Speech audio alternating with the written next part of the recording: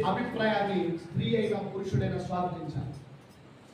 ఆడ మనిషి అయినా మగ మనిషి అయినా ఖచ్చితంగా ఇంటికి మేలు చేసే ఆలోచనని స్వాగతించాలి. నువ్వు నాకు చెప్పొచ్చావా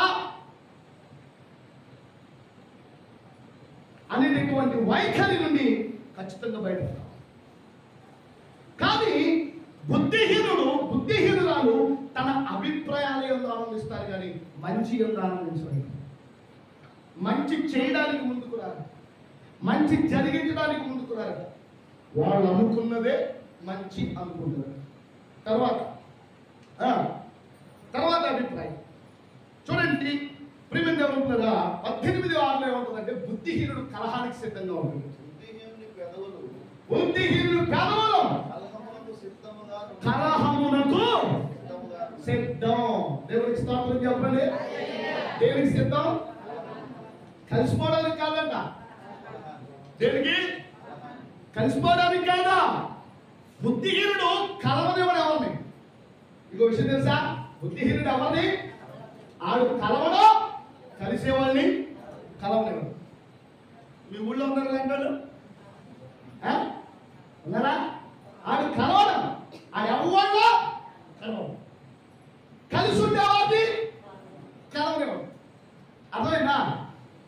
ఈ జాత్యం ఇంట్లోనే కాదు, ఈదిలోనే కాదు, సంఘంలో కూడా వచ్చేసి ఎక్కడికే సంఘంలో వాడు ఎవరితో కలవడం, కలిసి ఉండేవాళ్ళని కలవడం. ఎలా ఎడగొట్టేద్దాం, ఎలా చెడగొట్టేద్దాం, ఎలా పాడు చేసేద్దాం, దీని మీదే దృష్టి. ఈరోజు జాగ్రత్తగా గమనించాలి. ఈ లక్షణాలు మంచివి కావు. ఈ లక్షణాలు కుటుంబంలో ఏ వ్యక్తికి ఉన్నా, అన్నదమ్ముల్లో ఉన్నా ఆ బంధానికి మంచిది కాదు. అక్క చెల్లెల్లో ఉన్నా ఆ బంధానికి మంచిది కాదు. భార్య భర్తల మధ్య ఉన్నా ఆ బంధానికి మంచిది కాదు. కుటుంబంలో ఏ ఒక్కరి జీవితంలో ఉన్నా ఆ బంధానికి మంచిది కాదు. జాగ్రత్త గమనించాల్సినటువంటి విషయం. ఏమండి, కలుపుకోవడం ఎవరిలో ఉంటుందంటే బుద్ధి గల వాళ్ళలో ఉంటుంది. బుద్ధి లేని వాళ్ళలో ఎదగొట్టడమే ఉంటుంది, చెడగొట్టడమే ఉంటుంది.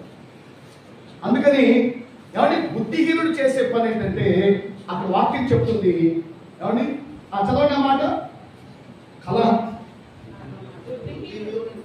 బుద్ధిహీనుని పెదవులు కలహమునకు సిద్ధముగా ఉన్నవి. జాగ్రత్త గమనించారు. ఇప్పుడు గొడవలు ఎందుకు వస్తున్నాయి? ఇంట్లో నువ్వు బుద్ధి లేని దానివి కాబట్టి గొడవలు వస్తున్నాయి. నువ్వు బుద్ధి లేనివాడు కాబట్టి గొడవలు వస్తున్నాయి.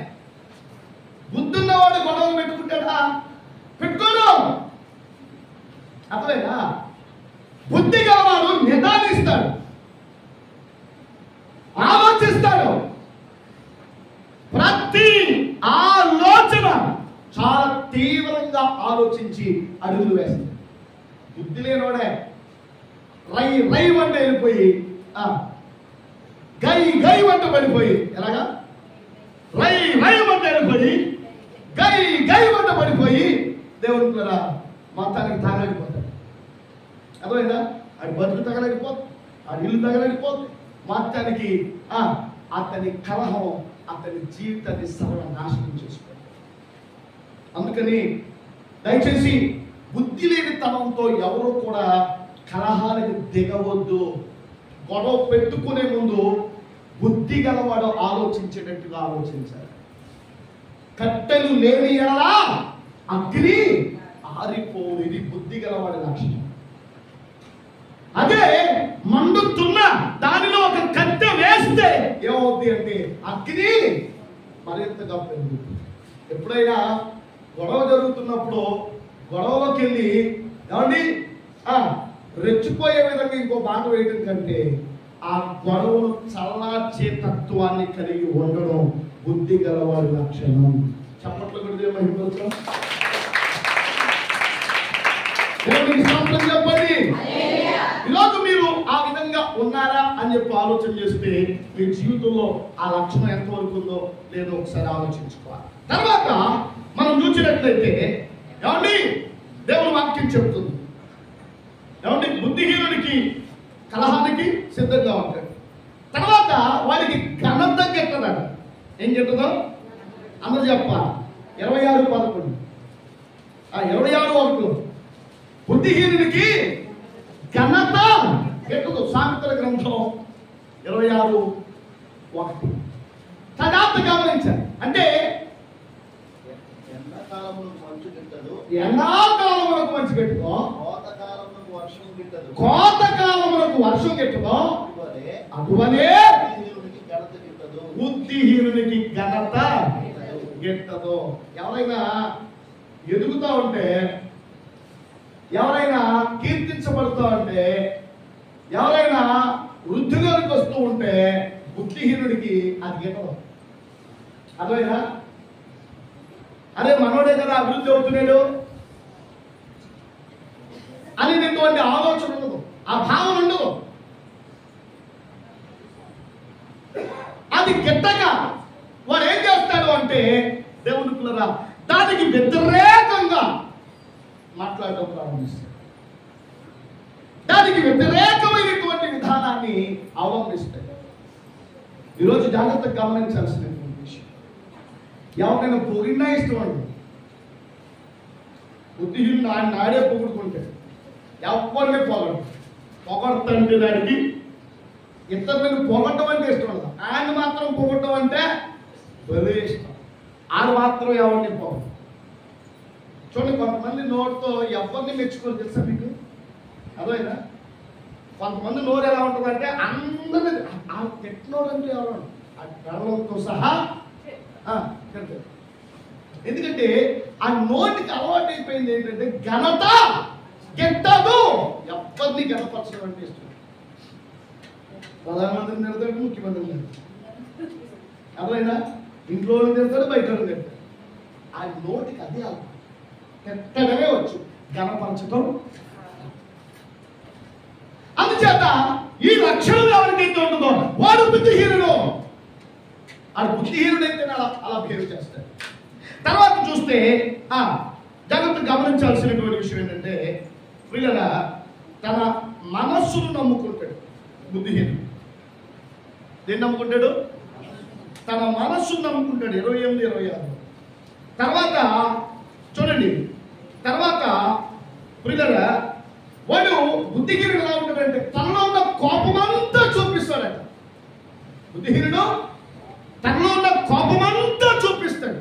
అంటే బుద్ధిహీనుడు ఎప్పుడు కోపిష్టోడిగానే వ్యవహరిస్తాడు. శాంతంగా మాత్రం మాట్లాడడం, శాంతయుతమైనటువంటి జీవితం ఉండదు. చాలా జాగ్రత్తగా గమనించాడు. ఇప్పుడు కోపం అందరికీ ఉంటుంది, కానీ కొంతమందిలో కోపం ఏం చేస్తుంది అంటే తప్పును సరిదిద్దడానికే కోపాన్ని ప్రదర్శిస్తాడు. బుద్ధిహీనుడు మాట్లాడుతా కూడా కోపాన్ని ప్రదర్శిస్తాడు. అదేనా? మాట్లాడుతా కూడా కోపాన్ని ప్రదర్శిస్తాడు. మాటికి కోపం.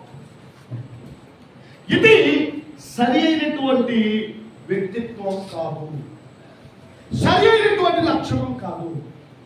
దేవుని పిల్లరా, అంటే తన కోపమే, అందరూ చెప్పాలి, తన కోపమే. ఏమా మీ కోపంతో మీ ఇంట్లో ఎన్ని గొడవలకి మీరు ఆజ్యం పోస్తుంటారు. మీరు మీ కోపం తగ్గిపోయాక అయ్యో అలా మాట్లాడుకుంటూ ఉంటే బాగుండేది, అలా అనకుండా ఉంటే బాగుండేది, పుడిసేది దాన్ని, నా విమానం దాన్ని, పారేసి దాన్ని, నా నోరు తెల్లగా ఉంటా అని ఎన్నిసార్లు తిట్టుకుని ఉన్నటువంటి వాళ్ళు ఉంటుంటారు. చాలా జాగ్రత్తగా గమనించారు. కోపం అన్ని సందర్భాల్లో మంచిది కాదు. అది సంఘానికి మంచిది కాదు, కుటుంబానికి మంచిది కాదు, వ్యక్తిగత జీవితానికి మంచిది కాదు. కోపం తగ్గించుకోవాలి. కోపం నిన్ను పాడు చేస్తుంది, కోపం నిన్ను నష్టానికి అప్పచెప్తుంది. ఒక్కసారి మీరు కోపిస్తోళ్ళని, మీ ఊళ్ళో ఉన్న కోపిస్తోళ్ళని గుర్తు తెచ్చుకోండి. వాళ్ళ కోపంతో వాళ్ళు ఏం కోల్పోయారో ఒకసారి మీరు ఆలోచించుకోండి. వాళ్ళు సంపాదించుకునే దానికంటే పోగొట్టుకునేది ఎక్కువ ఉంటుంది. కోపిస్తోడు పోగొట్టుకునేదే ఎక్కువ ఉంటుంది. కోపిస్తోడు బంధుత్వాన్ని పోగొట్టుకుంటాడు, కోపిస్తోడు స్నేహాన్ని పోగొట్టుకుంటాడు, కోపిస్తోడు ఇంట్లో వాళ్ళని పోగొట్టుకుంటాడు, కోపిస్తోడు వీధిలో వాళ్ళని పోగొట్టుకుంటాడు. కోపిస్తోడు గమనించాలి, అందరికి విరోధిగా బ్రతుకుతాం. అది పోగొట్టుకోవడమే ఎక్కువ. అంచేత బుద్ధిహీనుడు ఎప్పుడు కోపాన్ని ప్రదర్శిస్తూనే ఉంటాడని బైబిల్ చెప్తుంది. తర్వాత మనం జాగ్రత్తగా గమనించాలి. ఏమండి, ఆఖరిగా మనం ఆలోచన చేస్తే 11వ మాట ఏమండి, బుద్ధిహీనుని పెదవులు ఉరి తెచ్చుకుంటాయంట. ఏం తెచ్చుకుంటాయి? అందరూ చెప్పాలి. ఏం తెచ్చుకుంటాయి? బుద్ధిహీనుని పెదవులు ఉరిని తెచ్చుకుంటాయి. చాలా జాగ్రత్తగా గమనించాలి. అంటే మాట్లాడకూడదు మాట్లాడి అర్థమైనా సరిదిద్దుకోలేనంత తప్పు చేసి ప్రియమైన దేవుని పిల్లరా జాగ్రత్తగా గమనించాలి. వాడు మాట్లాడిన మాటే వారి నాశనానికి కారణమయ్యేలాగా చేస్తారు. వాడు పడిపోవడానికి కూలిపోవడానికి కారణమయ్యేలాగా చేస్తారు. ఆఖరిగా మనం చూస్తే 12వ మాట దేవుని పిల్లరా, ఈ 12వ మాటను మనం చూస్తే చూడండి, 2వ అధ్యాయం ప్రసంగి గ్రంథం 2వ అధ్యాయం 13వ వచనంలో కాదు, సామెతల గ్రంథం 10వ అధ్యాయం 21వ వచనం చదవండి మాట. 10:27 నీతిమంతుని పెదవులు